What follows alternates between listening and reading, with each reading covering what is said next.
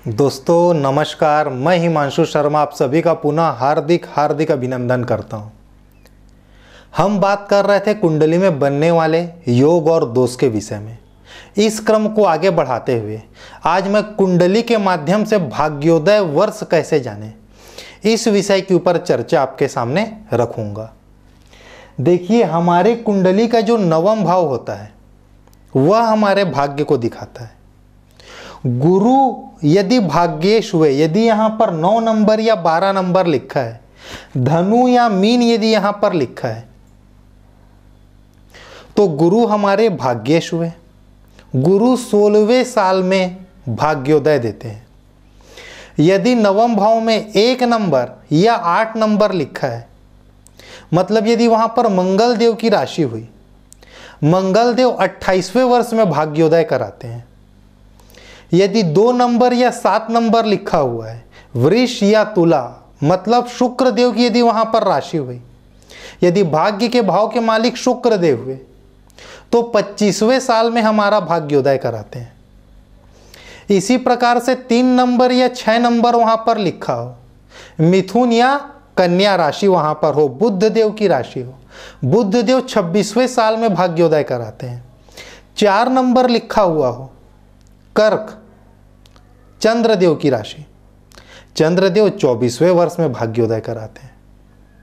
5 number लिखा हो, सूर्यदेव, सिंह राशि, 22वें वर्ष में भाग्योदय कराते हैं। 10 नंबर या 11 नंबर लिखा हो, मकर या कुंभ राशि, यदि नवम भाव में लिखा हुआ है, अर्थात भाग्य का भाव मिला है शनिदेव को, शनिदेव 36वें वर्ष में भाग्योदय कराते हैं। इसी प्रकार से यदि नवम भाव में राहु या केतु बैठे हो, तो क्रमशः 42वें और 46वें वर्ष में भाग्योदय देते हैं। अब इसमें समझने की बात यह है, गुरु यदि 16वें साल में भाग्योदय देते हैं तो केवल 16 साल में एक बार भाग्योदय नहीं देते हैं, 16 के बाद 32वें साल में भी वो दोबारा भाग्योदय देते हैं। सूर्यदेव यदि 22वें वर्ष में भाग्योदय देते हैं तो 22वें के साथ साथ 44वें वर्ष में भी भाग्योदय देते हैं। गुरु यदि 16वें साल में भाग्योदय देंगे तो 32वें साल में भी भाग्योदय देंगे। 16 दूनी 32, 16 3 48, मतलब गुरु 48वें वर्ष में भी भाग्योदय का एक कॉम्बिनेशन हमारे लिए बनाते हैं। इसके साथ ही साथ गुरु भाग्य के स्वामी हो गए, भाग्येश हो गए, नवमेश हो गए, ये तो एक बात हो गई। गुरु मान लेते हैं कि चंद्रदेव की राशि में कहीं पर जाके बैठे हैं। अब हमें मालूम है कि चंद्रदेव 24वें वर्ष में भाग्योदय कराते हैं, तो गुरु सबसे पहले 16वें साल में अपना भाग्योदय देंगे, और चंद्र की राशि में बैठने के कारण चंद्र के गुणों को, कर्क राशि के गुणों को इनहेरिटेज करने के कारण, उसे ऑब्जर्व करने के कारण, उसे अवशोषित करने के कारण, उसके गुण धर्मों को प्रदर्शित करने के कारण 24वें वर्ष में भी भाग्योदय देंगे।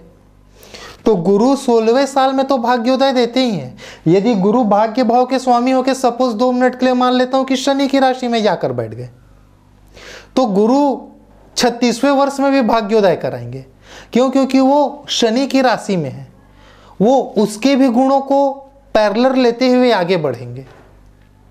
तो इन दोनों चीजों को हम एक साथ ध्यान रखना है। सबसे पहली बात, हमारे भाग्येश कौन है और भाग्येश किस वर्ष में हमारा भाग्योदय कराते हैं। साथ ही साथ भाग्य भाव के जो स्वामी हैं, जो नवमेश है हमारे, वह किस राशि में जाकर बैठे हुए हैं। दोनों चीजों को आपको एक साथ एनालाइज करना है और उससे निकालना है भाग्योदय का वर्ष। ठीक है, चलिए फिर आज के कार्यक्रम को हम यहीं पर समाप्त करते हैं। अब समय है टिप ऑफ द डे का। ब्रह्म पुराण में एक बहुत बढ़िया बात लिखी हुई है।